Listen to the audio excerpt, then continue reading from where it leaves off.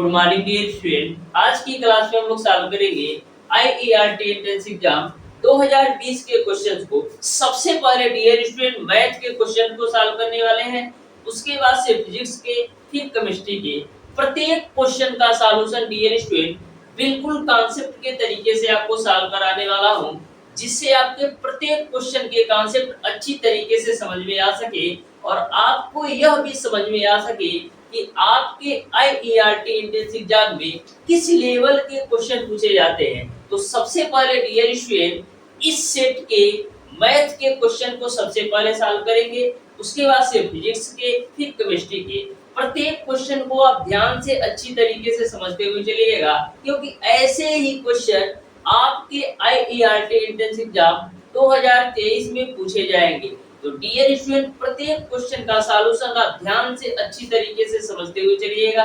सबसे पहले हम मैथ का क्वेश्चन सॉल्व करने वाले हैं। शुरू के जो 25 क्वेश्चन दिए गए हैं वो आपका फिजिक्स का है, और जो क्वेश्चन नंबर 26 से क्वेश्चन नंबर 50 तक क्वेश्चन दिए गए हैं वो आपका केमिस्ट्री का है, और क्वेश्चन नंबर 51 से जो क्वेश्चन नंबर 75 तक के क्वेश्चन दिए गए हैं टोटल क्वेश्चन आपका मैथ का है।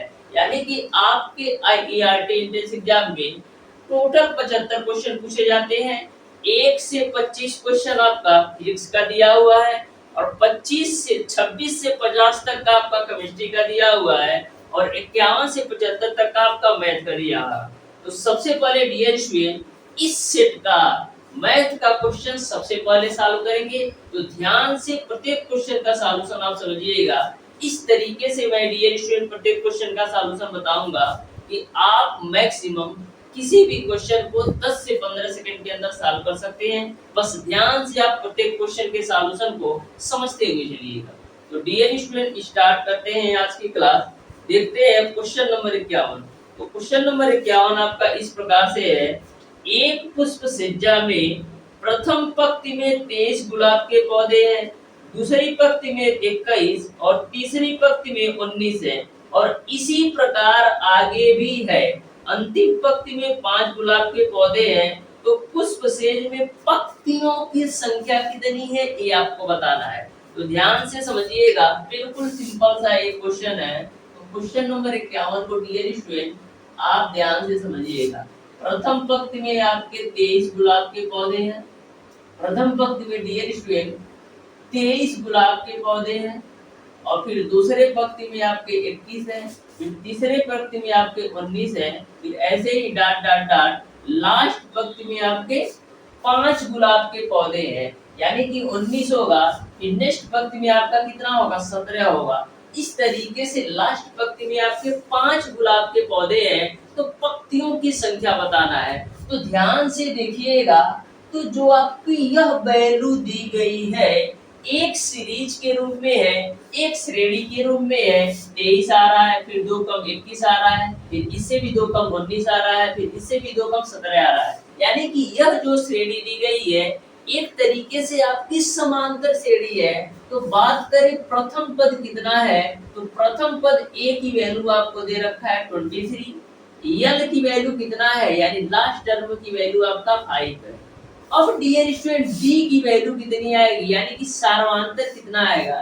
तो सार्वंतर कैसे निकालते हैं, प्रत्येक दूसरे पद में से आप पहला पद घटा देंगे तो सार्वंतर का पता चल जाएगा। तो 21 में से 23 घटाओ, ध्यान में रखना 21 में से 23 घटाओगे तो माइनस का 2 मिल जाएगा। बहुत सारे स्टूडेंट गलत करते हैं, करते क्या है, 21 और 23 का डिफरेंस लेंगे कितना आएगा, 21 और 23 का डिफरेंस लेंगे 2 आएगा। जबकि आपको लास्ट से प्रत्येक सेकंड पद में से पहला पद घटाना है। तो यहाँ पर आप 21 में से जब 23 घटाओगे तो जो आपका सार्वंतर आएगा माइनस का 2 आएगा। इस बात को ध्यान रखना है। तो डियर स्टूडेंट आपको पता है, यदि हमको प्रथम पद बताओ और अंतिम पद बताओ तो वहां पर आपको फार्मूला लगा देना होता है n बराबर a प्लस का n-1 इंटू का d। l की वैल्यू है डियर स्टूडेंट 5, a की वैल्यू आपका है 23 प्लस का n-1, और d की वैल्यू आपका है माइनस का 2। इसी को हल कर दो तो देखो 5 माइनस का 23 बराबर -2 का गुणा करो तो माइनस का 2n और प्लस का आपका हो जाएगा 2। अब देखो -23 में से 5 घटाओगे तो -18 बराबर आपका हो जाएगा -2n प्लस का 2।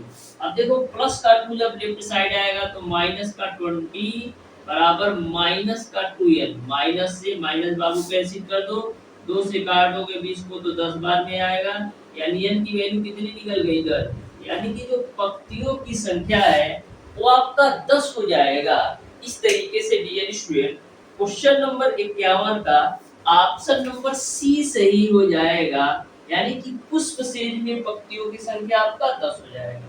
अब देखिएगा डियर स्टूडेंट क्वेश्चन नंबर 52, तो देख सकते हैं कितना सिंपल सा क्वेश्चन था। ध्यान से समझिएगा डियर स्टूडेंट क्वेश्चन नंबर 52 को मैं प्रत्येक क्वेश्चन का सॉल्यूशन बिल्कुल शानदार तरीके से आपको कराने वाला हूं। तो क्वेश्चन नंबर 52 आपका है डियर स्टूडेंट, वर्तमान से 3 वर्ष पूर्व और 5 वर्ष पश्चात कुमार सोनू की आयु वर्षों में व्युत्क्रम का योग आपका 1/3 है। तो सोनू की वर्तमान आयु कितनी है ये आपको बताना है। तो ध्यान से इस क्वेश्चन को समझिएगा। बोला है वर्तमान से 3 वर्ष पूर्व और 5 वर्ष पश्चात। तो मैं मान लेता हूं कि डियर स्टूडेंट कि जो सोनू की वर्तमान आयु है, जो सोनू की वर्तमान आयु है वो आपका यक्स है। क्वेश्चन में ऐसा बोला गया है वर्तमान से 3 वर्ष पूर्व। तो वर्तमान से 3 वर्ष पूर्व सोनू की आयु क्या होगी? वर्तमान से 3 वर्ष पूर्व जो है 3 वर्ष पूर्व लिख लेता हूँ। वर्तमान से 3 वर्ष पूर्व सोनू की आयु क्या होगी? x माइनस का 3, क्योंकि आपको वर्तमान से 3 वर्ष पूर्व जाना है, यानी x माइनस 3 हो जाएगा। अब वर्तमान से 5 वर्ष बाद, तो वर्तमान से 5 वर्ष बाद जो है सोनू की आयु क्या होगी? तो वर्तमान आयु तो x है, इससे 5 वर्ष बाद, यानी कि इसमें आपको 5 साल और ऐड कर देना है। क्वेश्चन में ऐसा बोला गया है कि वर्तमान से 3 वर्ष पूर्व और वर्तमान से 5 वर्ष बाद के व्युत्क्रम का योगफल 1/3 है। के व्युत्क्रम का योगफल 1/3 है, यानी कि वर्तमान से 3 वर्ष पहले का व्युत्क्रम प्लस का वर्तमान से 5 वर्ष बाद के व्युत्क्रम का योगफल आपका 1/3 है। तो आपको बताना है कि सोनू की वर्तमान आयु क्या है, यही आपको सॉल्व कर लेना है। तो देखिए यहाँ पर हम एलसीएम ले लेते हैं। तो एलसीएम आपका आ जाएगा x माइनस का 3 और x प्लस का 5। एलसीएम लेके सॉल्व करोगे तो यहाँ पर x प्लस का 5 प्लस का x माइनस का 3 बराबर आपका हो जाएगा 1/3। अब देखो x 2x हो जाएगा। अब 5 में से -3 घटाओगे तो प्लस का 2 हो जाएगा। इन दोनों ब्रैकेट का आपस में मल्टीप्लाई कराओ तो मिलेगा आपको x² प्लस का 5x माइनस का 3x अब माइनस का 15 बराबर आपका हो जाएगा 1/3। अब देखिएगा डियर स्टूडेंट ऊपर में आपका क्या है 2x प्लस का 2 डिवाइडेड बाय x² है तो बाबू x² नोट कर लो।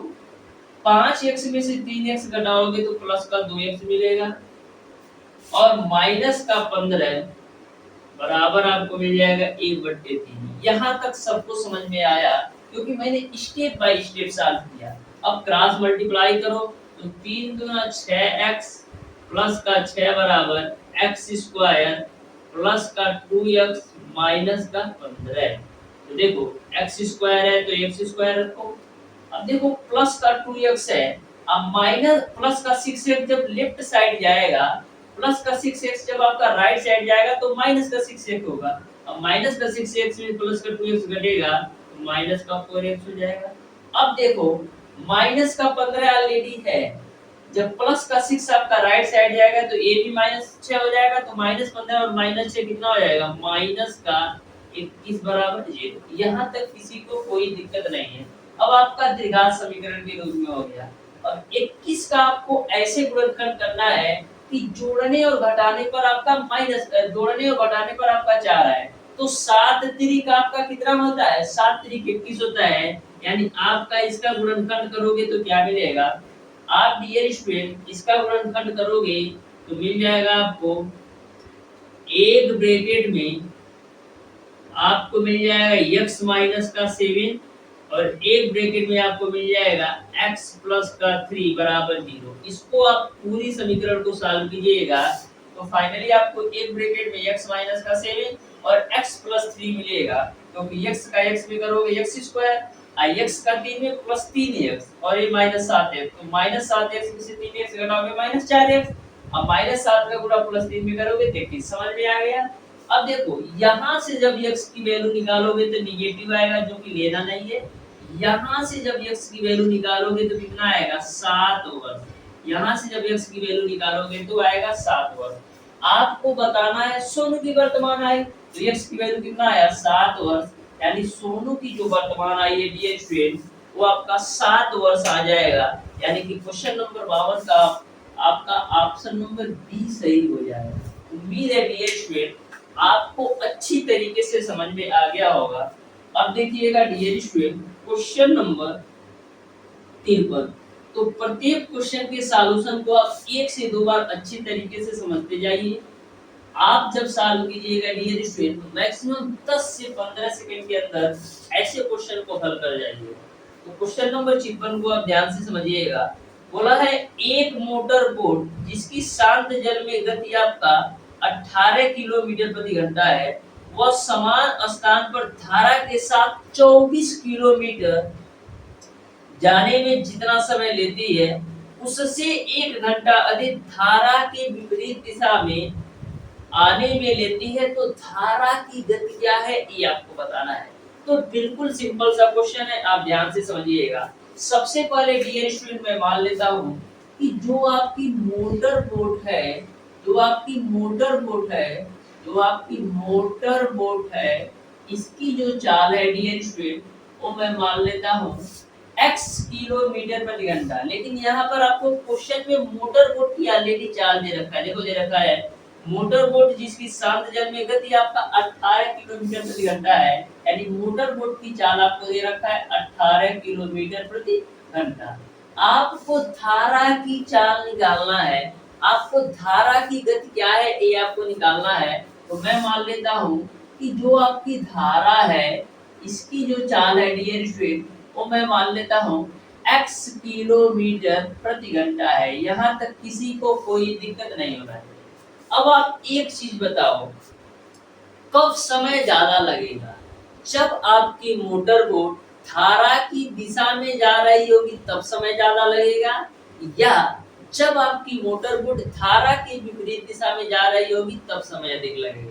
डियर स्टूडेंट जब आपकी मोटर बोट धारा के विपरीत दिशा में जा रही होगी तब समय अधिक लगेगा, क्योंकि आपकी मोटर बोट इधर जा रही है और जो धारा की दिशा है इधर, यानी जो आपकी धारा है वो मोटर बोट को रोकने का प्रयास करेगा, यानी कि उसको वही 24 किलोमीटर की दूरी तय करने में ज्यादा समय लगेगा कंपेयर टू यदि वही आपकी मोटर बोट धारा की दिशा में जाती है। तो मोटर बोट तो चल ही रहा है लेकिन उसका साथ आपके धारा भी दे रही है, यानी कि जब धारा की दिशा में आपकी मोटर बोट जाएगी तो वहां पर आपका कम समय लगेगा, लेकिन जब धारा की विपरीत दिशा में आपकी मोटर बोट जाएगी तो वहां पर आपका अधिक समय लगेगा। यह बात आपको क्लियर समझ में आ गया होगा।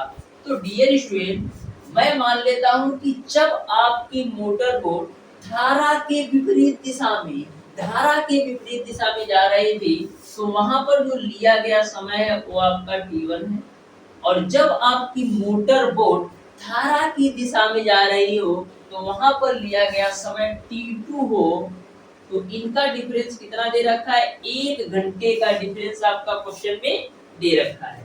अब डियर स्टूडेंट समय बराबर क्या होता है? समय बराबर आपका होता है दूरी बटे चाल। तो दूरी तो आपका है 24 किलोमीटर, चाल क्या होगा?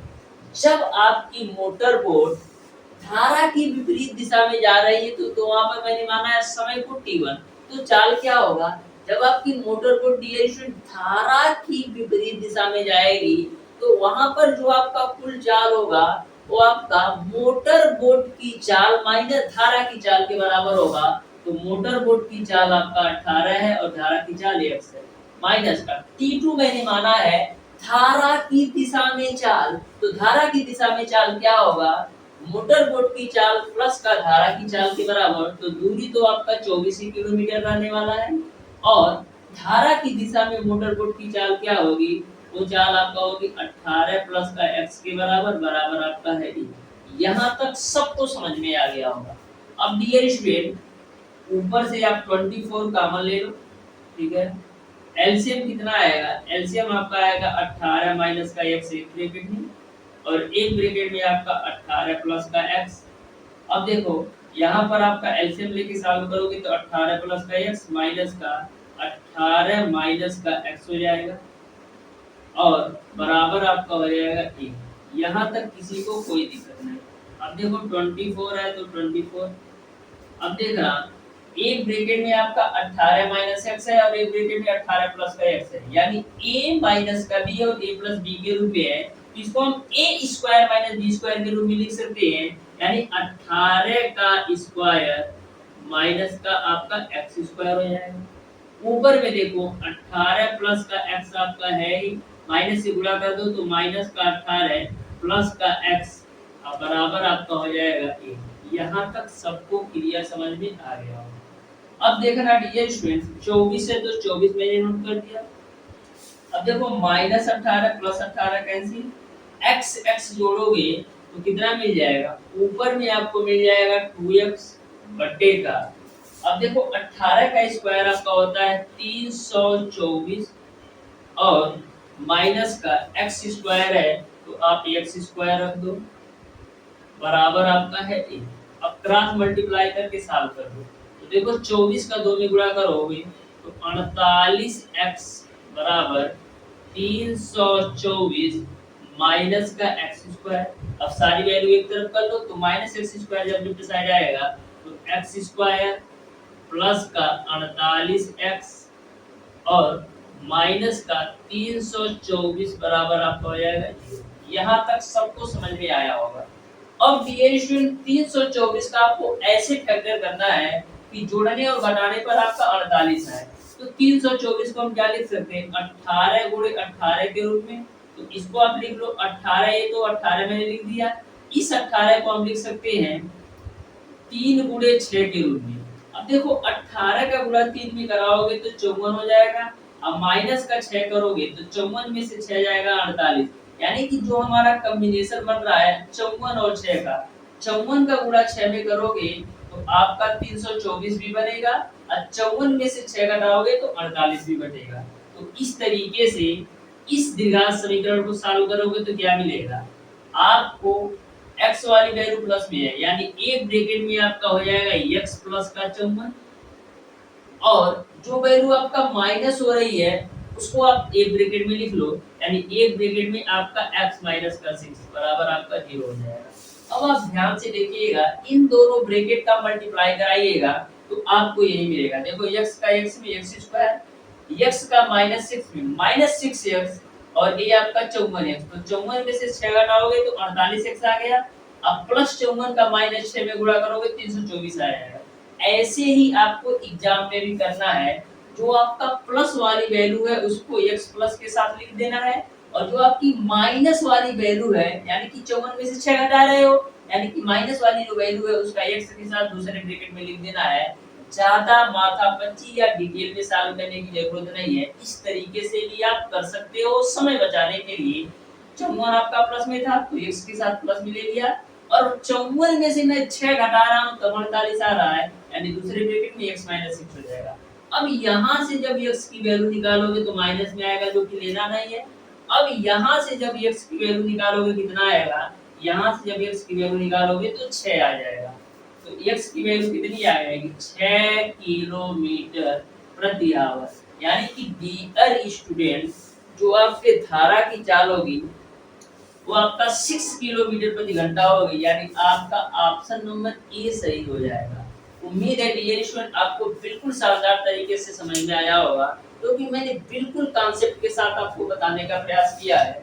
अब देखिएगा डियर स्टूडेंट क्वेश्चन नंबर 54, एक बार आप समय देकर के डियर स्टूडेंट किसी भी चीज को यदि आप अच्छी तरीके से पढ़ लेते हैं तो आपको दोबारा समय देने की जरूरत नहीं पड़ेगी। कहने का सेंस ये है, जैसे आपका कोई भी चैप्टर है, जैसे मैं टाइम एंड वर्क का एग्जांपल ले लेता हूँ।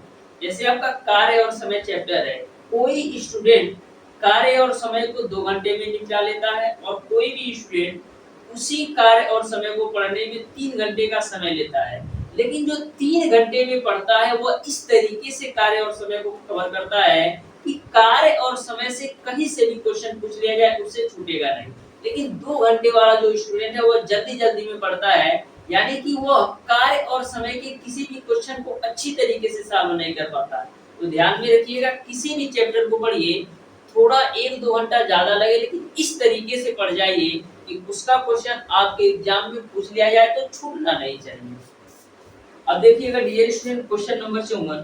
तो क्वेश्चन नंबर 54 आपका है डियर स्टूडेंट, यदि द्विघात समीकरण के x ब्रैकेट में x माइनस 2 प्लस 6 बराबर 0 के दो मूल समान है तो वह मान क्या है, ये आपको बताना है। तो ध्यान से समझिएगा, क्वेश्चन नंबर 54 को मैं बिल्कुल शानदार तरीके से सॉल्व कराने वाला हूँ कि x ब्रैकेट में x माइनस का 2 ब्रैकेट में x माइनस का 2 प्लस 6 बराबर 0 बोला है के दो मूल समान है तो k का मान क्या होगा, ये आपको बताना है। इसके दो मूल समान है तो k का मान आपका क्या होगा, ये आपको बताना है। सबसे पहले kx का मल्टीप्लाई कर लो, तो kx स्क्वायर माइनस का 2kx प्लस का 6 बराबर आपका हो जाएगा।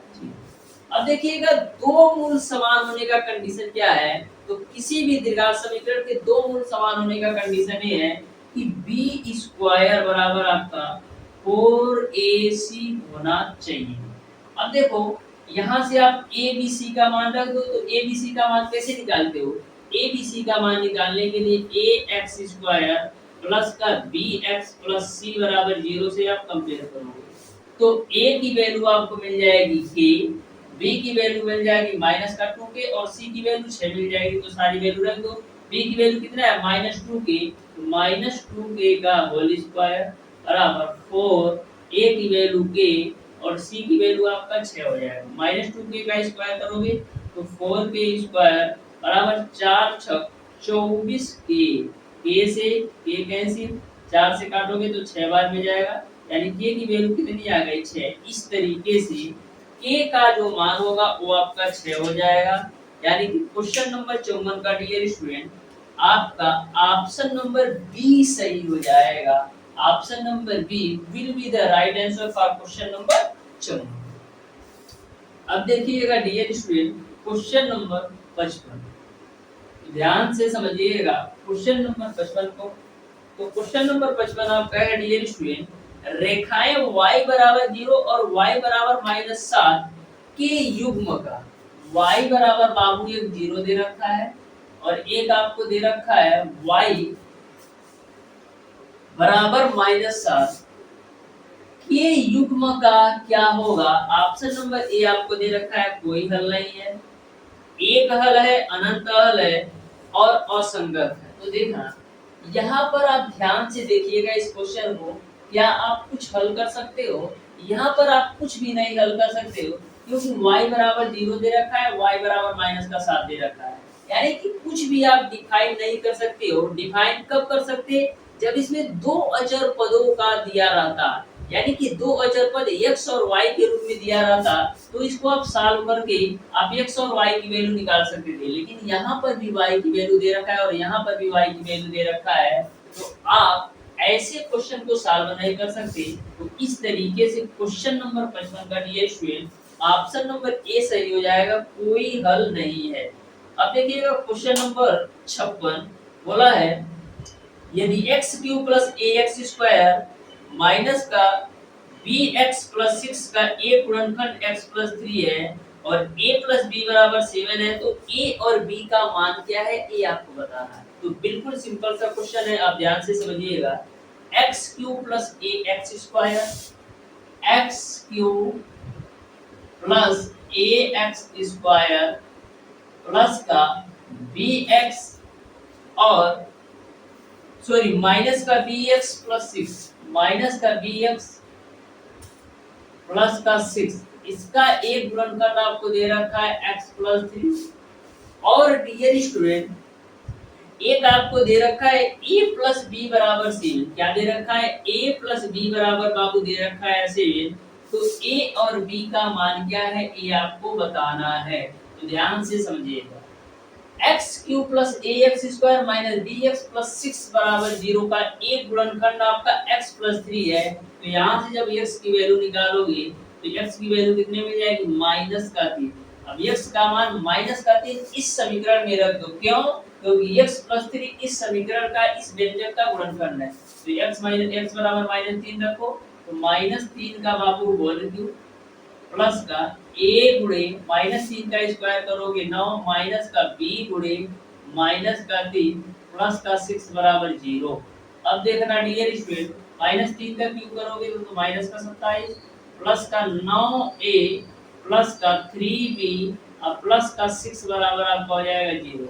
अब देखो 9a प्लस का 3b माइनस 27 में से प्लस 6 घटाओगे तो माइनस का 21 हो जाएगा बराबर आपका हो जाएगा 0। तो इसको हम लिख सकते हैं 9a प्लस का 3b बराबर आपका हो जाएगा 21। यहाँ पर 3 कॉमन ले लो तो मिल जाएगा आपको 3a प्लस का b बराबर 7। इसको आप मान लो समीकरण 2, या तो इसको आप मान लो डियर स्टूडेंट समीकरण 1 और इसको आप मान लो समीकरण 2। अब समीकरण 1 और 2 को हल करके आप a और b की वैल्यू निकाल सकते हो। तो करते क्या है, समीकरण 1 और 2 को आपस में घटा देते हैं। तो लिखेंगे 1 माइनस का 2 से, यानी कि समीकरण 1 में से 2 को घटाओ तो 3a प्लस का b बराबर 7। 2 को घटा दो तो a प्लस b बराबर आपका है 7। घटा दीजिए तो माइनस करेंगे तो 3 में से a जाएगा तो 2a, यहाँ पर माइनस करेंगे कैंसिल होगा बराबर 7 से 7 आपका कैंसिल होगा बराबर आपको मिल जाएगा 0। यानी यहाँ से आप a की वैल्यू निकालोगे डियर स्टूडेंट तो मिल जाएगा आपको 0। a की वैल्यू कितना मिल गया? 0।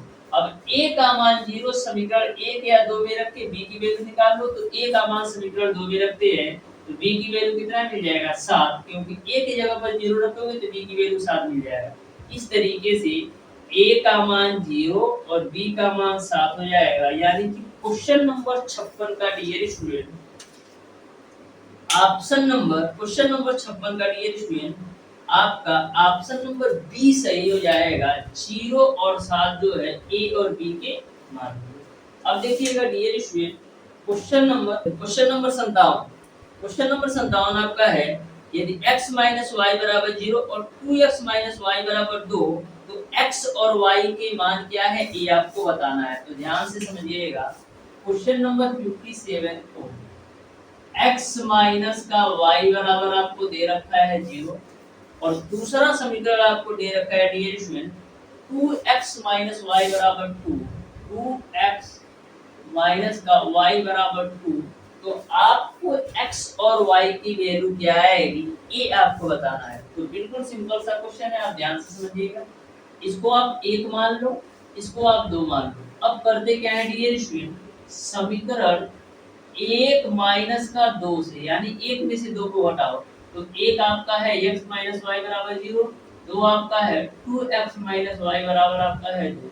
तो घटा दो, घटाएंगे तो माइनस 2x में से x घटाओगे तो माइनस का x मिलेगा। यहाँ पर जब आप घटाएंगे तो a आपका पॉजिटिव हो जाएगा तो ये कैंसिल हो जाएगा बराबर माइनस यहाँ करेंगे तो माइनस का 2 हो जाएगा, माइनस से माइनस कैंसिल तो x की वैल्यू कितनी मिल जाएगी 2। अब x का मान डियर स्टूडेंट समीकरण 1 या 2 में रख के y का मान निकाल सकते हो। तो x का मान 2 समीकरण 1 में रखते हैं तो 2 माइनस का y बराबर 0, y की वैल्यू कितनी मिल जाएगी? y की वैल्यू यहाँ से आपको 2 मिल जाएगी। इस तरीके से x का मान 2 और y का भी मान 2 हो जाएगा।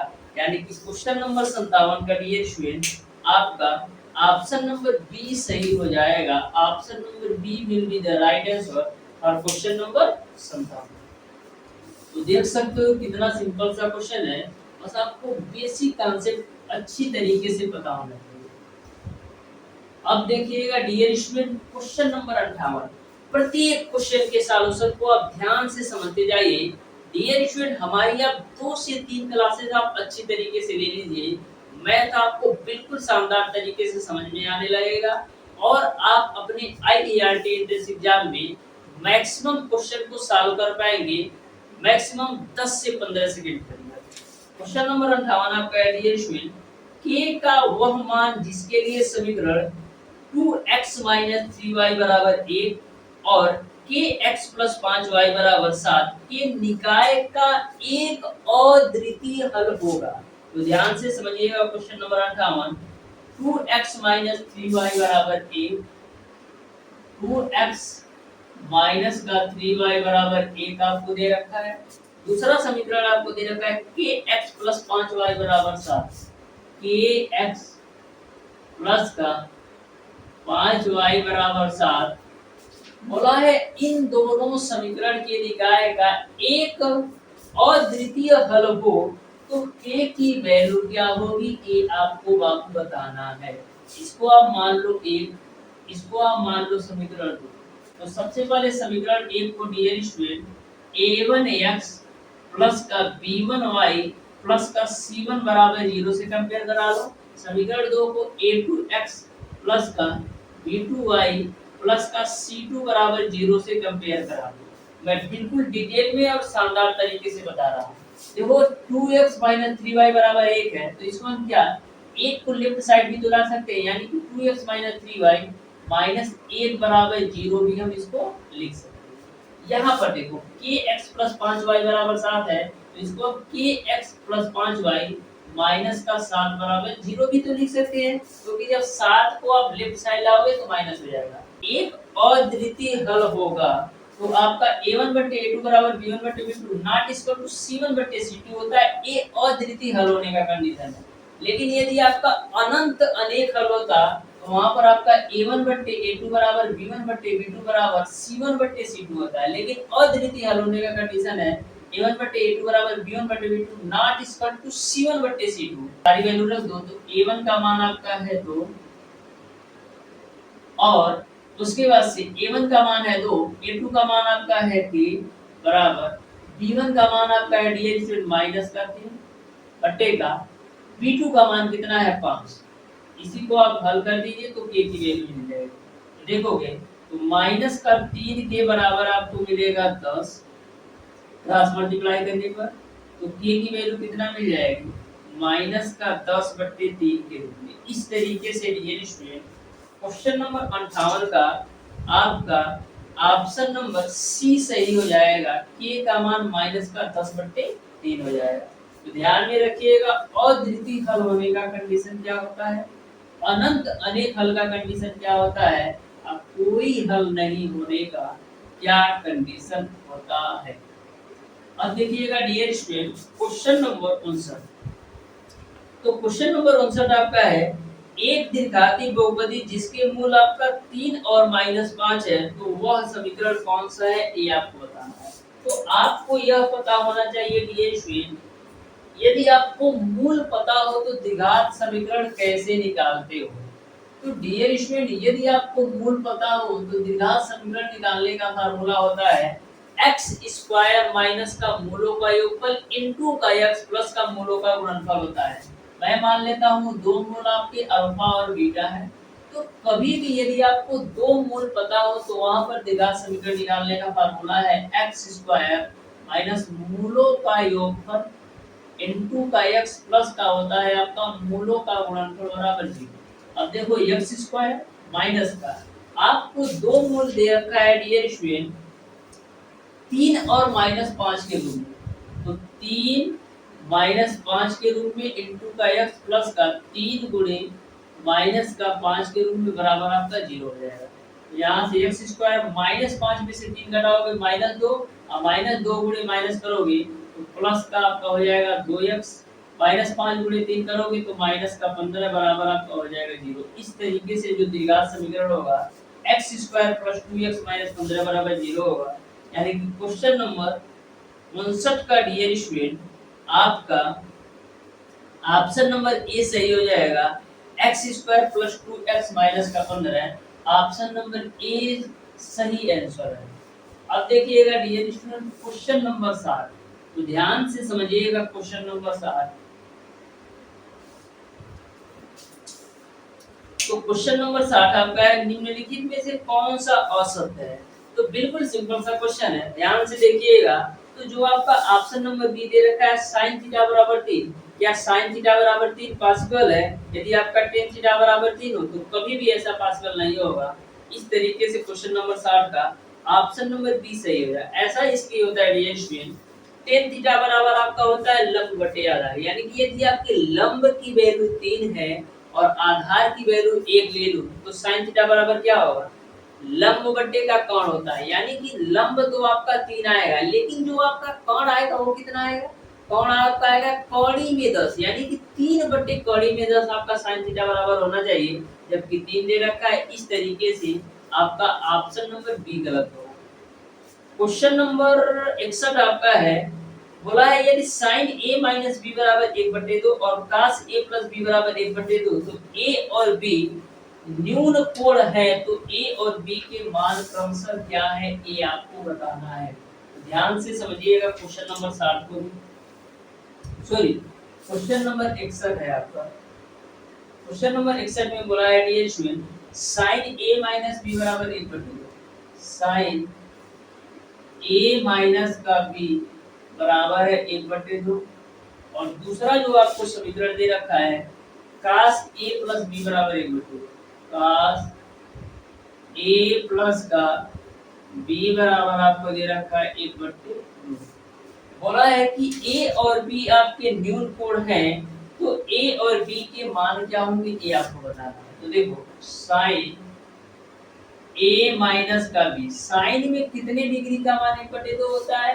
तो sin में sin 30 डिग्री का मान 1/2 होता है, यानी कि 1/2 की जगह पर sin 30 लिख सकते हैं, क्योंकि sin 30 का मान 1/2 होता है। sin से sin कैंसिल कर दो, तो a माइनस b की जो वैल्यू आएगी वो आपका 30 डिग्री है। अब यहाँ पर देखो cos आपका है a प्लस b बराबर आपका है 1/2, तो cos में कितने डिग्री का मान 1/2 होता है? तो cos में cos 60 डिग्री का मान 1/2 होता है, cos से cos कैंसिल, तो a प्लस b की वैल्यू आपको मिल जाएगा 60 डिग्री। इसको 1 मान लो और इसको आप 2 मान लो।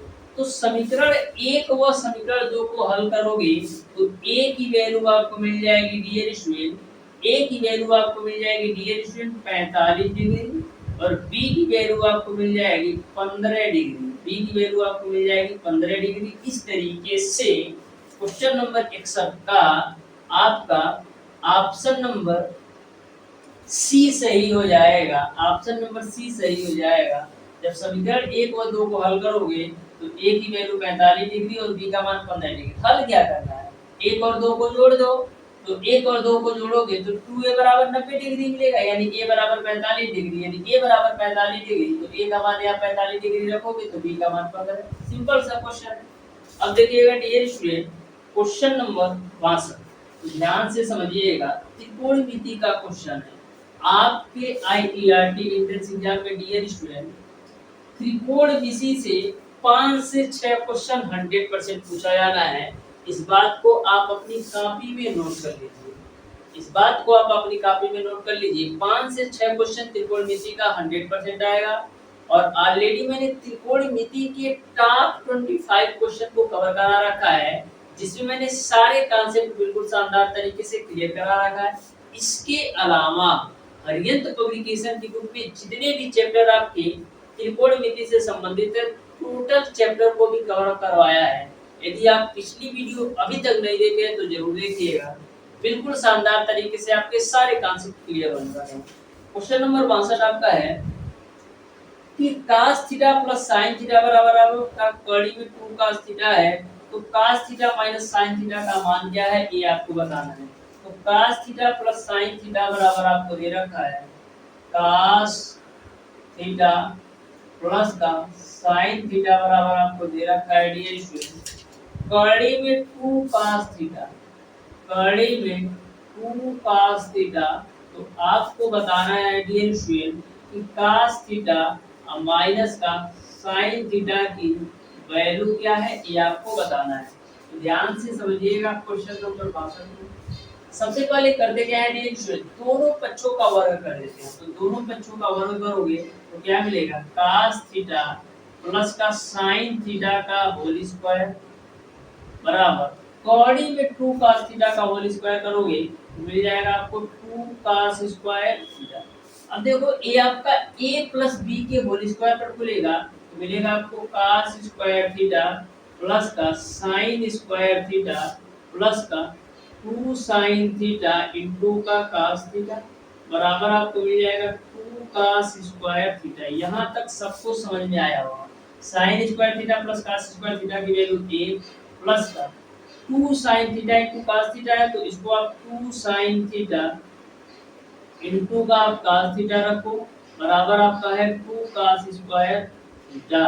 अब देखो 2 sin थीटा इनटू का मैंने रख दिया cos थीटा बराबर 2 cos स्क्वायर थीटा आपका ऑलरेडी पहले से है।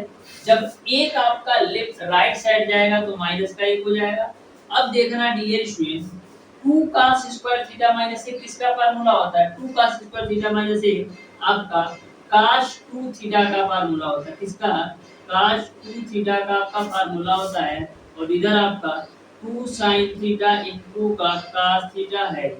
अब देखिएगा आपको निकालना है cos theta minus sin theta का तो कुछ खेला करते हैं तो 2 sin थीटा इनटू का आपका cos थीटा है। cos थीटा के आपके 3 फार्मूले होते हैं, एक आपका sin के पदों में, एक आपका cos के पदों में, एक आपका cos और sin के पदों में। तो cos के पदों में होता है वो तो आपका ये है, जो आपका sin के पदों में होता है वो आपका 1 माइनस का 2 sin स्क्वायर थीटा होता है। वहीं पर cos 2 थीटा का एक फार्मूला होता है cos स्क्वायर थीटा माइनस का sin स्क्वायर थीटा। तो cos 2 थीटा की जगह पर हम क्या लिख सकते हैं? cos स्क्वायर थीटा माइनस का आपका sin स्क्वायर थीटा होता है।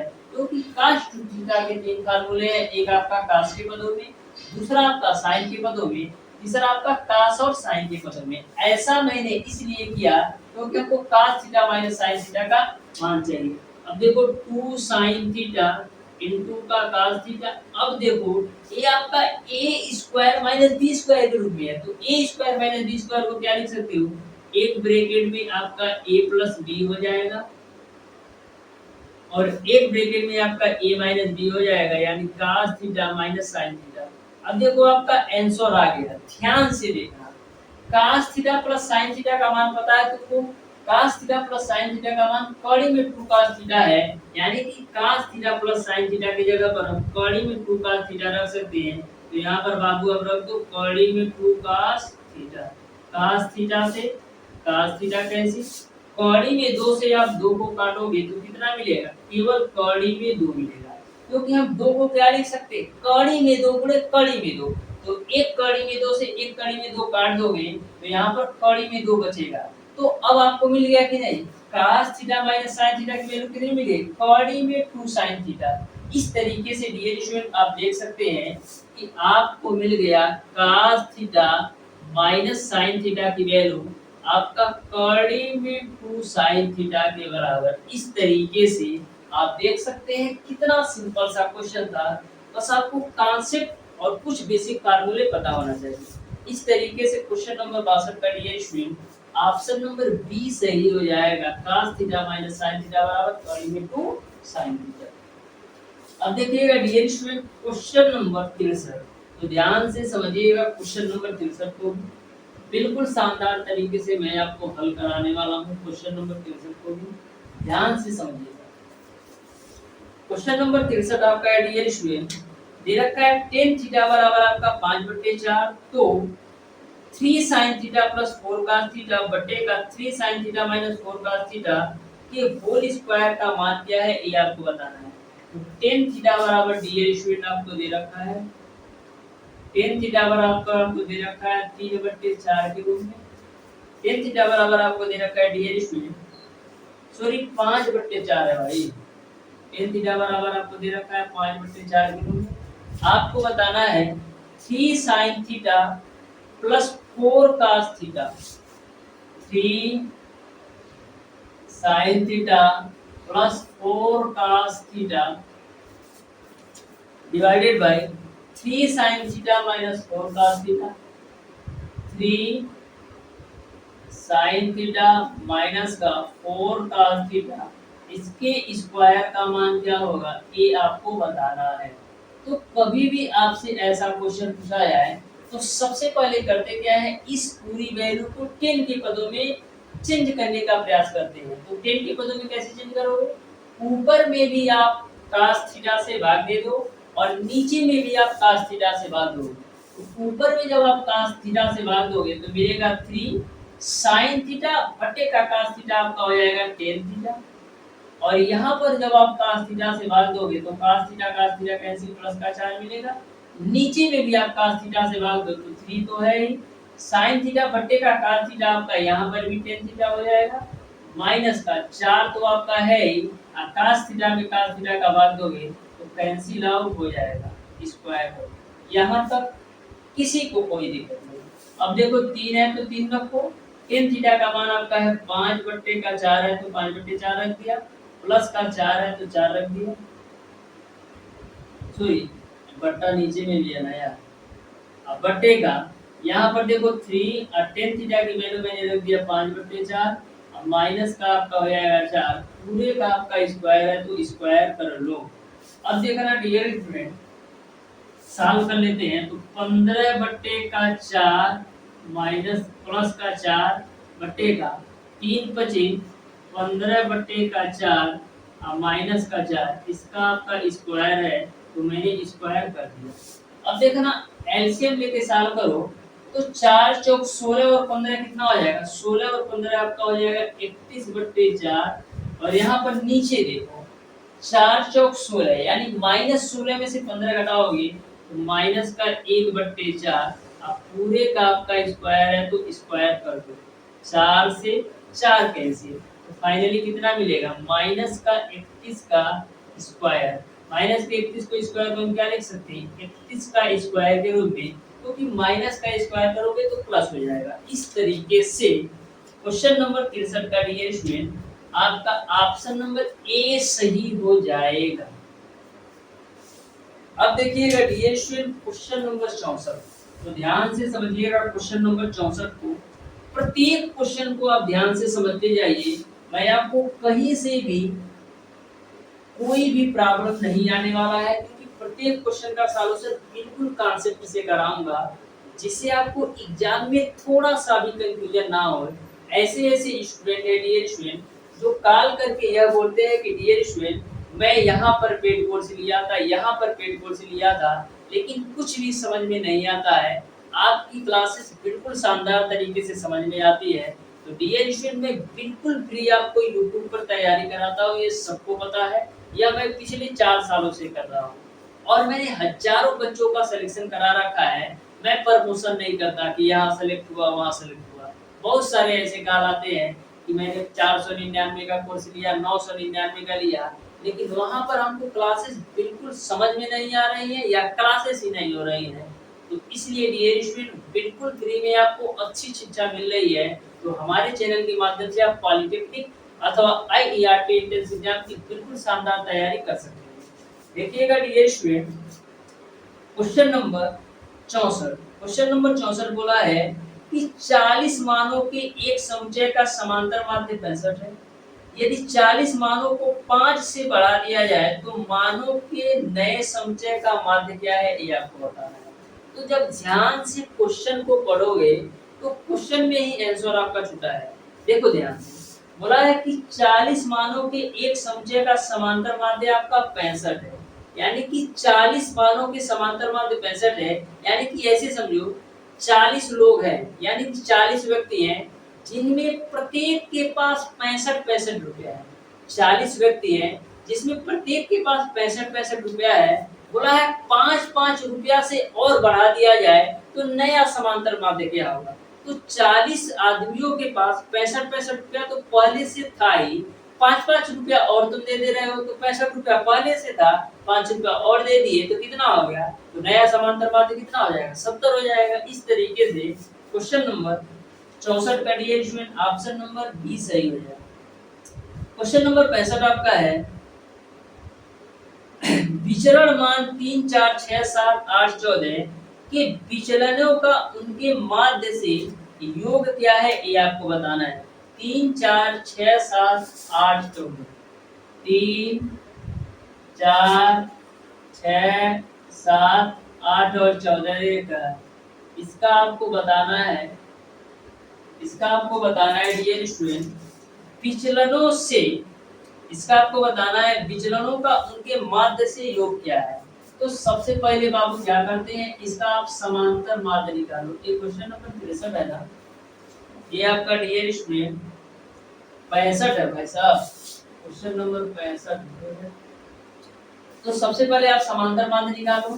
तो समांतर माध्य कैसे निकालते हो, समांतर माध्य निकालने के लिए करते क्या है, समांतर माध्य निकालना है ना यार, माध्य निकाल लो। तो माध्य निकालने के लिए क्या करेंगे, संख्याओं की संख्या का योग बटे संख्याओं की संख्या, यानी कि सभी संख्याओं के योग में आप संख्याओं की संख्या से भाग देते हो तो आपको माध्य का पता चल जाता है। तो सभी संख्याओं का योग करो तो देखो 3 और 4 7, 7 और 6 13, 13 और 7 20, 20 और 8 28 और 28 में 14 जोड़ोगे कितना आएगा 42, यानी संख्याओं का योग आपका होगा 42 बटे संख्याओं की संख्या कितनी है 1 2 3 4 5 6 बटे का 6 करोगे तो माध्य आपको कितना मिल जाएगा 7, यानी कि माध्य आपने निकाल लिया 7। अब आपको निकालना ये है कि डियर स्टूडेंट उनके माध्य से योग है, यानी कि विचलनों का उनके माध्य से योग है। तो जो आपका माध्य आया है इसमें से आपको सारी वैल्यू घटा देना है, यानी कि 7 माइनस का 3 प्लस का 7 माइनस का 4, उसके बाद से प्लस का 7 माइनस का 6, उसके बाद से प्लस का 7 माइनस का 7, उसके बाद से प्लस का 7 माइनस का 8, उसके बाद से प्लस का 7 माइनस का 4। ठीक है, अब देखो 7 में से 3 घटाओगे 4, प्लस का 7 में से 4 घटाओगे 3, 7 में से 6 घटाओगे 1, और 7 में से 7 घटाओगे 0, 7 में से -8 घटाओगे माइनस का 1, और 7 में से 14 घटाओगे तो माइनस का 7। अब देखो माइनस का 1 प्लस का 1 कैंसिल, 4 3 7 और -7 कैंसिल, तो कितना मिलेगा, फाइनली आपको मिल जाएगा 0। इस तरीके से क्वेश्चन नंबर 65 का डियर स्टूडेंट आपका ऑप्शन नंबर सी सही हो जाएगा, ऑप्शन नंबर सी सही होगा। देखिएगा डियर स्टूडेंट क्वेश्चन नंबर 66, तो ध्यान से समझिएगा क्वेश्चन नंबर 66 को भी, वो हमारी पिछली क्लास दे रखा होगा वो क्वेश्चन नंबर 66 को मैक्सिमम 1 सेकेंड के अंदर सॉल्व कर सकता है, देखते ही कह देगा कि इसका ए ऑप्शन सही होगा। बिल्कुल सिंपल सा क्वेश्चन है, देखना दे रखा है 10 1 10 2 10 3, दे रखा है 10 1 degree 10 2 degree 10 3 degree dot dot dot, बीच में आपका 10 45 डिग्री भी आया होगा, फिर डॉट डॉट डॉट लास्ट में दे रखा है आपको 10 89 डिग्री। तो कभी भी आपको ऐसा क्वेश्चन पूछा जाए 10 1 डिग्री 10 2 डिग्री 10 3 डिग्री 10 45 डिग्री ऐसे ऐसे डॉट डॉट 10 89 डिग्री, तो यहाँ पर जो आपको आंसर लेना है वो आपका 45 डिग्री वाला लेना है। जैसे ये सारी वैल्यू आपका 10 के पदों में है तो इसका आंसर 10 45 डिग्री का मान यानी एक आपका सही है। ये मैं आपको ट्रिक बता रहा हूँ, अभी आपको बेसिक भी बताऊंगा। यही क्वेश्चन यदि आपका साइन के पदों में होता, sine 1 degree sine 2 degree sine 3 degree dot dot dot, आपका बीच में कहीं ना कहीं साइन 45 डिग्री आया होगा, फिर लास्ट में आपका साइन 89 डिग्री हो जाता, तो यहाँ पर आपका साइन 45 डिग्री का मान सही होता, क्योंकि आपका 1/3 में वहीं पर डियर स्टूडेंट यह वैल्यू आपका कास के पदों में होता, यानी कास 1 डिग्री कास 2 डिग्री कास 3 डिग्री डॉट डॉट डॉट कास 89 डिग्री के रूप में होता, तो यहाँ पर आपका कास 45 डिग्री का मान होता है, यानी 1/2 में 2 होता। तो ध्यान में रखिएगा यदि आपके सभी के त्रिकोणमितीय फलन समान हो और 10 1 2 3 4 यानी इस सीरीज में दे रखा हो तो हमेशा आपको 45 डिग्री का मान उठा लेना है, वही आपका आंसर होगा। जैसे आपका 10 के पदों में था तो 10 45 डिग्री का मान एक आपका बिल्कुल सही आंसर होगा। यदि आपका साइन के पदों में सारी वैल्यू दी जाता तो 10 45 डिग्री का मान 1/2 कड़ी में तो बिल्कुल सही आंसर होता। तो इस तरीके से डियर स्टूडेंट आप 1 सेकंड के अंदर सॉल्व कर सकते हैं, यानी कि क्वेश्चन नंबर 66 का ऑप्शन नंबर बी सही हो जाएगा। अब देखो बेसिक कैसे काम करता है। देखो 10 1 को हम क्या लिख सकते हैं, 10 1 को हम लिख सकते हैं 10 90 माइनस का 89 इनटू का 10 2 को हम क्या लिख सकते हैं 10 90 माइनस का 88 और 10 3 को हम क्या लिख सकते हैं 10 90 माइनस का 87 डॉट डॉट डॉट लास्ट में आपका है 10 18। अब देखना 10 90 माइनस थीटा क्या हो जाएगा cot थीटा यानी कि cot 89 इनटू का 10 90 माइनस थीटा कितना हो जाएगा cot थीटा यानी कि cot 88 इनटू का 10 90 माइनस थीटा क्या हो जाएगा cot थीटा यानी कि cot 87 degree dot dot dot. अब देखो 1089 के पहले आपका 1088 भी तो होगा और इनटू का आपका हो जाएगा 1089। अब 1088 के पहले आपका 1087 होगा क्योंकि तो एक सीरीज के रूप में बढ़ता जा रहा है। अब देखो cot 89 को हम क्या लिख सकते हैं 1/1089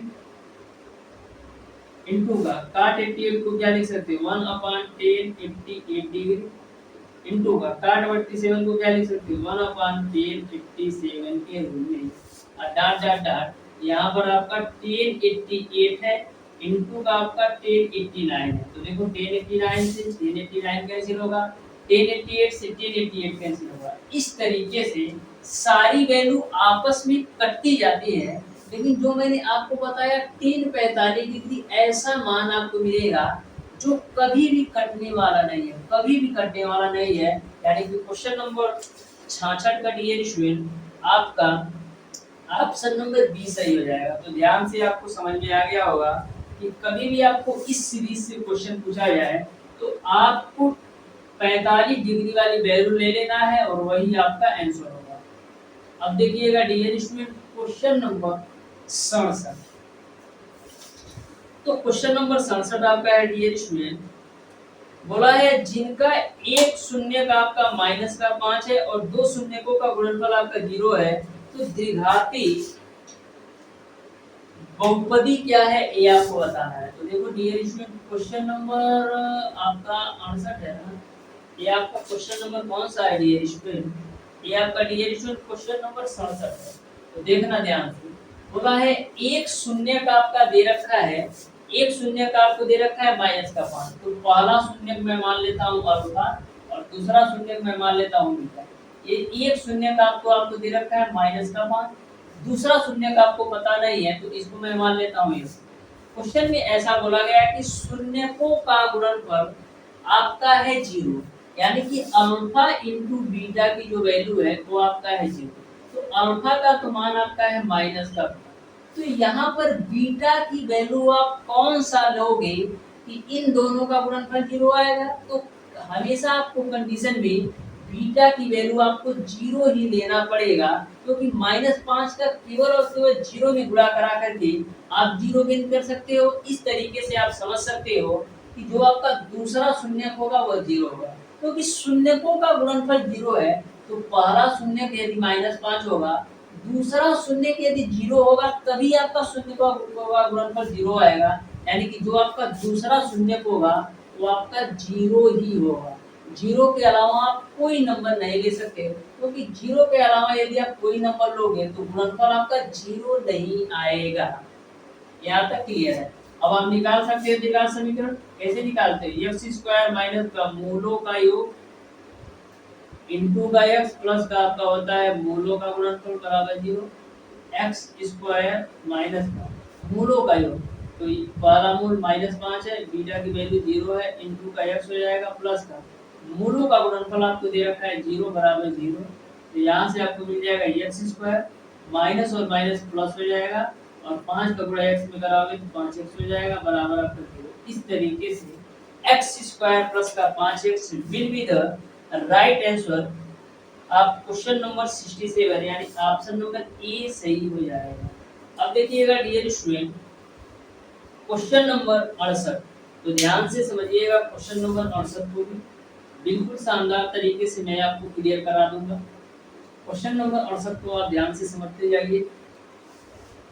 क्वेश्चन नंबर 68 आपका है डियर स्टूडेंट, बोला है यम का वह मान जिसके लिए 4x square minus 6x minus यम को x माइनस 3 से विभाजित किया जा सके, तो वह पूर्ण भाजक होगा, यानी कि किससे पूर्ण भाजक होगा ये आपको बताना है। तो 4x² minus 6x minus 4x² minus का 6m माइनस का m बराबर 0 है।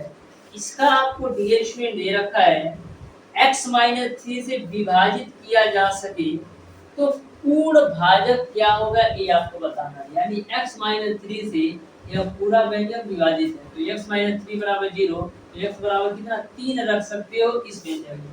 तो x बराबर 3 रख दो तो 4 गुणे 3 का स्क्वायर माइनस 6 गुणे 3 और माइनस का m बराबर 0, तो 9 चौक कितना हो जाएगा 36 माइनस का 18 माइनस का m बराबर 0, तो यहाँ से m की वैल्यू कितना निकल जाएगी 18, यानी कि जो m की वैल्यू है वो आपका 18 निकल जाएगा। बोलना है पूर्ण भाजक कौन सी वैल्यू है ये आपको बताना है।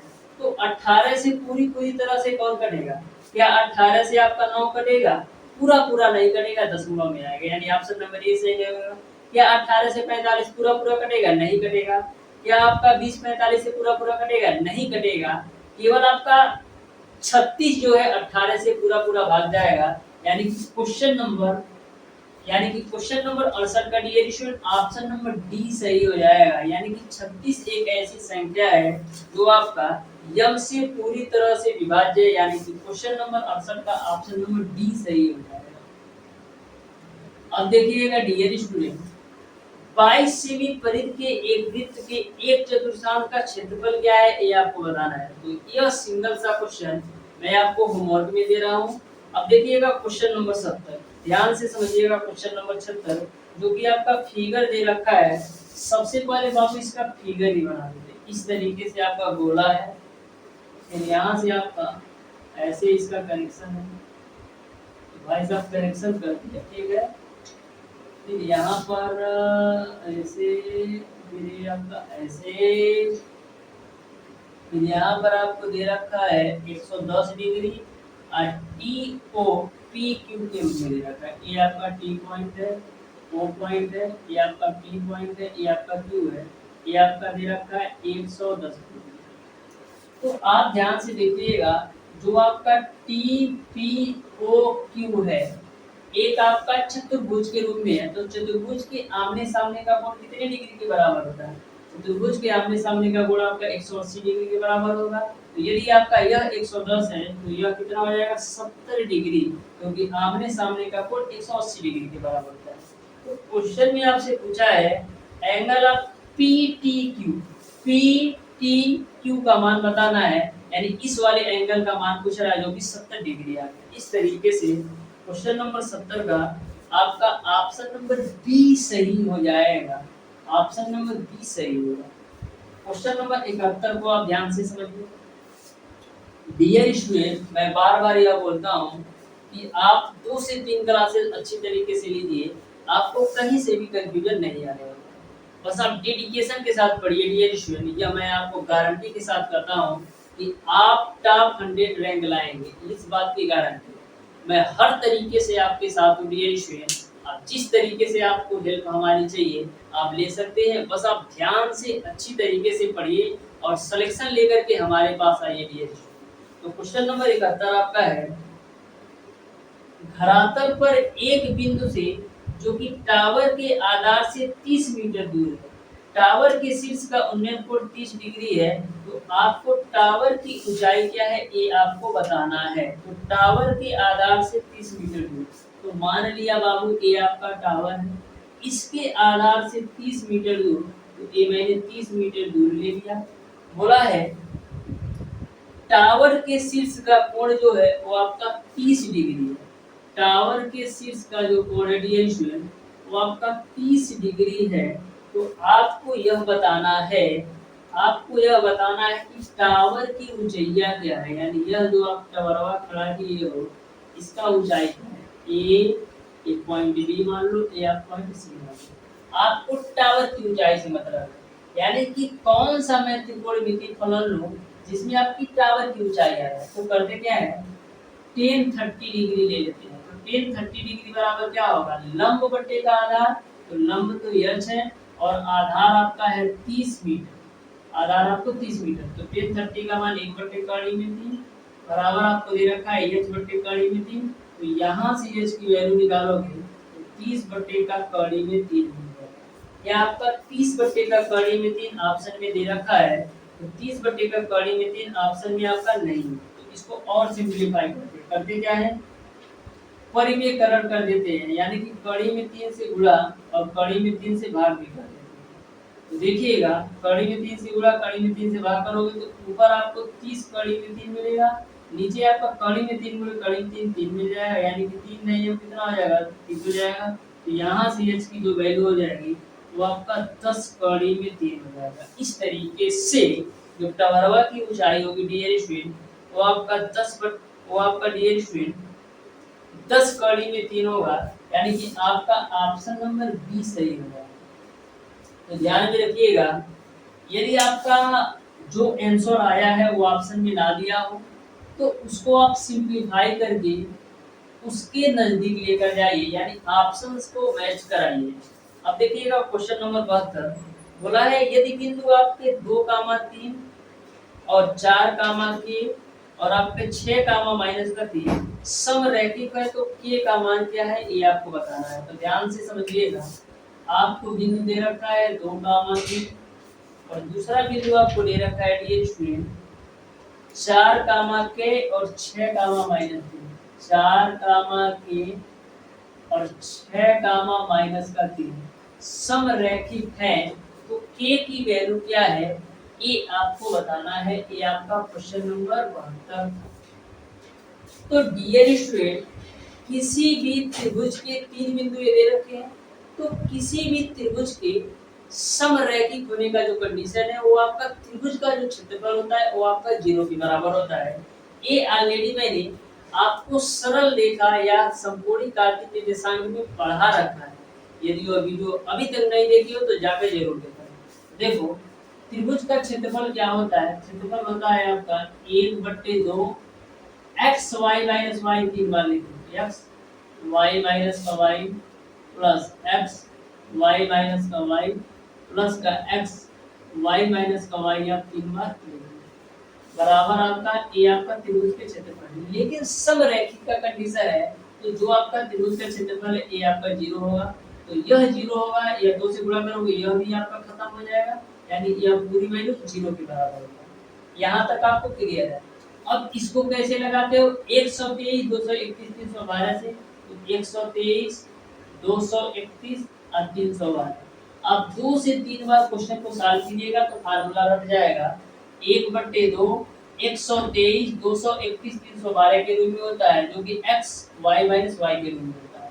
यदि समरैखिक का कंडीशन बनता है तो त्रिभुज का क्षेत्रफल 0 होता है, तो यह 0 होगा, तो जो आपका 1/2 है ये भी आपका इसके साथ 0 हो जाएगा, यानी बचेगी आपकी ये वाली वैल्यू समरैखिक के कंडीशन में। अब सारी वैल्यू रख दो, ये आपका जो वैल्यू है x1 y1 का मान है, ये जो आपकी वैल्यू है x2 y2 का मान है, और जो ये आपकी वैल्यू है x3 और y3 की वैल्यू है। सारी वैल्यू रखो, तो x1 का मान आपका है 2, y2 का मान आपका है 3, y3 का मान आपका है -3, तो फार्मूला से माइनस या माइनस प्लस का हो जाएगा 3, प्लस का x2 की वैल्यू कितना है 4, y3 की वैल्यू आपका है -3, y1 की वैल्यू आपका है -3, प्लस का x3 की वैल्यू आपका 6 है, y1 की वैल्यू आपका 3 है और y2 की वैल्यू आपका है 2।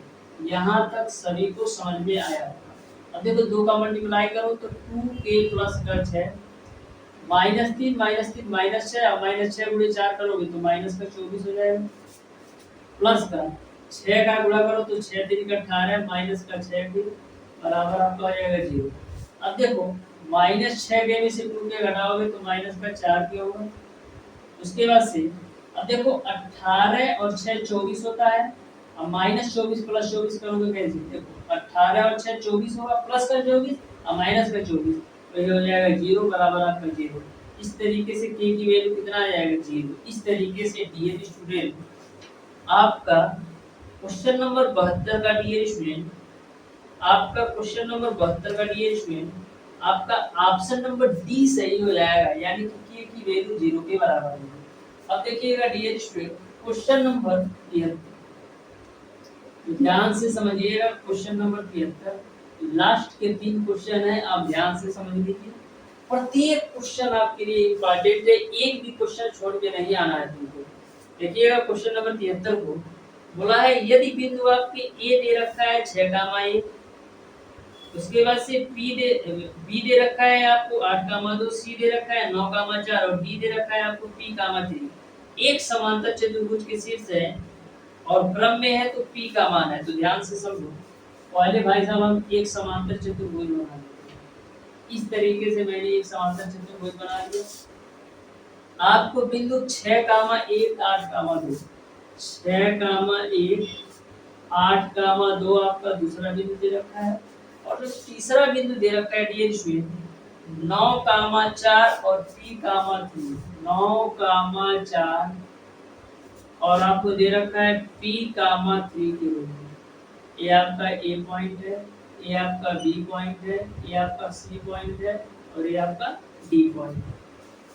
तो यह आपका एक समांतर चतुर्भुज है। इसमें आपको P का मान क्या होगा ये आपको पता है। तो समांतर चतुर्भुज का कंडीशन क्या होता है ये आपको पता है। तो किसी भी समांतर चतुर्भुज में डिरेक्शन होता क्या है, जो आपकी आमने सामने की भुजाएं होती हैं वो आपकी बराबर होती हैं और जो आपके विकर्ण होते हैं एक दूसरे को समांतरित करते हैं। जो आपका समांतर चतुर्भुज होता है आमने सामने की भुजाएं बराबर होती है, यानी यह भुजा इसके बराबर होगी और यह भुजा जो है इसके बराबर होगी और विकर्ण जो इसके होते हैं एक दूसरे को समद्विभाजित करते हैं। आपको निकालना है P के मान से।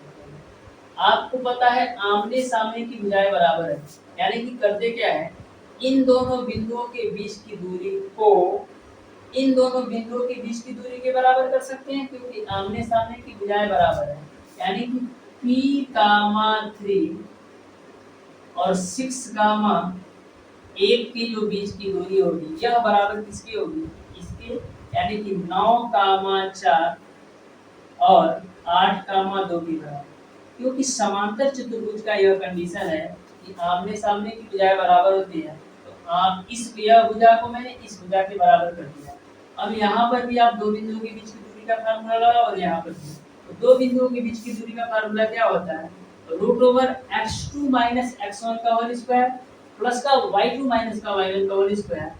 ये आपका x1 y1 का मान है, ये आपका x2 y2 का मान है, वहीं पर ये भी आपका x1 y1 का है, ये आपका x2 y2 की वैल्यू है। तो देखो x2 - x1 का whole square plus y2 - y1 का होल स्क्वायर करो या y2 - y1 का whole square plus x2 - x1 का होल स्क्वायर करो, बात बराबर है। तो y2 की वैल्यू आपका 1 है माइनस का y1 यानी -3 का होल स्क्वायर प्लस का x2 - x1 का होल स्क्वायर, x2 की वैल्यू 6 माइनस x1 की वैल्यू 8b का होल स्क्वायर बराबर इन दोनों बिंदुओं के बीच की दूरी का फार्मूला निकालो। तो y2 - y1 का होल स्क्वायर, y2 की वैल्यू 2 माइनस y1 की वैल्यू 4 का होल स्क्वायर प्लस का x2 माइनस यानी 8 माइनस का 9 का होल स्क्वायर। यहाँ तक समझ में आया। अब देखो 3 में से 1 घटाओगे 2 और 2 का स्क्वायर करोगे 4 प्लस का यहाँ पर आप a माइनस b का होल स्क्वायर करो a स्क्वायर यानी 36 प्लस का p स्क्वायर माइनस का 2ab होता है तो 2 छक्का 12 p आपको यहाँ से मिल जाएगा। ये आपका कड़ी के अंदर है तो कड़ी लगा दो बराबर। अब देखना 2 - 4 -2 होगा, -2 का स्क्वायर करोगे तो 4 हो जाएगा। अब देखो 8 - 9 तो 9 में से 8 घटाओगे माइनस का 1 का स्क्वायर आपका 1 होगा। यहाँ तक सबको समझ में आया होगा। अब देखिएगा 36 और 4 आपका हो जाएगा 40 प्लस का p स्क्वायर माइनस का 12p, इसको आप कड़ी के अंदर डाल दो, इधर आपको मिल जाएगा कड़ी के अंदर।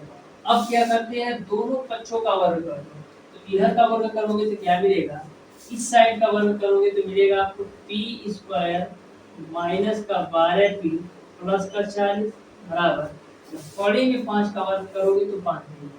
इसी को हल कर लो तो p स्क्वायर माइनस का 12p 5 जब आपका लेफ्ट साइड आएगा तो माइनस होगा, तो 40 में से -5 घटाओगे तो प्लस का 35 मिल जाएगा। अब आपको 35 का ऐसे फैक्टर करना है कि जोड़ने और घटाने पर आपका 12 है तो 7 बचे 35 होता है। 7 बचे 35 होता है और 7 में 5 जोड़ोगे तो 12 आ जाएगा। तो इसका कैसे कॉम्बिनेशन बनेगा, 7 बचे 35 और यहाँ पर आपका माइनस वाली वैल्यू है, यानी यह भी माइनस लेकर आएगा और यह भी माइनस लेकर आएगा। इस बात को ध्यान में रखिएगा, यानी एक ब्रैकेट में आपका क्या हो जाएगा, p माइनस का 7 और एक ब्रैकेट में आपका हो जाएगा p माइनस का 5 बराबर 0। इन दोनों ब्रैकेट का आपस में मल्टीप्लाई करोगे तो यही वाली वैल्यू आ जाएगी। तो इस तरीके से p के कितने मान होंगे, p के 2 मान होंगे। यहाँ से निकालोगे p का मान 7 आएगा और यहाँ से आप निकालोगे तो p का मान 5 आएगा, यानी p के 2 मान होंगे 5 और 7। इस तरीके से क्वेश्चन नंबर 73 का 5 और 7 में आपका 7 दे रखा है, यानी कि आपका ऑप्शन नंबर ए सही हो जाएगा। p का जो मान इन्होंने दे रखा है वो आपका 7 है। अब देखिएगा डियर स्टूडेंट क्वेश्चन नंबर 74, तो ध्यान से समझिएगा क्वेश्चन नंबर 74 को भी। मैं डियर स्टूडेंट आपको प्रत्येक क्वेश्चन को बिल्कुल शानदार तरीके से आपको बता दे रहा हूँ, जिससे आपको कहीं से भी कंफ्यूजन ना हो, सारी बातें आपको क्लियर समझ में आ सके। तो क्वेश्चन नंबर 74 आपका डियर स्टूडेंट, बिंदुओं 5, 6 और -1, -4 को जोड़ने वाली रेखा जो YH द्वारा किस अनुपात में बांटा जाएगा ये आपको बताना है। तो ध्यान से समझना, y अक्ष में पूछा है तो y अक्ष में क्या होता है डियर स्टूडेंट, x बराबर आपका है 0। y एक्सिस में पूछा जाए तो x बराबर 0 होता है। अब x बराबर हम क्या लिख सकते हैं, mx2 प्लस का nx1 divided by m plus का n, राइट साइड में आपका 0 हो जाएगा। ये आपका कौन सी कंडीशन से है, ये आपका अंतःविभाजन से है। लेकिन यदि ये बाह्य विभाजन से होता तो क्या होता, यदि यह बाह्य विभाजन से होता तो जहां प्लस है वो आपका माइनस होता। चाहे आप अंतःविभाजन के कंडीशन से सॉल्व करो या बाह्य विभाजन से, दोनों कंडीशन में सेम आंसर आने वाले हैं। तो यहाँ पर आपको बिंदु दे रखा है 5, 6 -1, -6 5, 6 -1, यानी यह जो वैल्यू है x1 y1 की है, यह जो वैल्यू है x2 y2 की है। तो सारी वैल्यू रख दो। तो देखो m प्लस n का 0 में गुणा कराओगे तो ये भी 0 हो जाएगा, यानी फाइनली मिल जाएगा mx2 प्लस का nx1 बराबर 0। तो m x2 की वैल्यू कितना है, माइनस का 1 प्लस का n गुणे x1 की वैल्यू आपका कितना है 5 बराबर 0। यहाँ पर माइनस का m प्लस का 5n बराबर 0।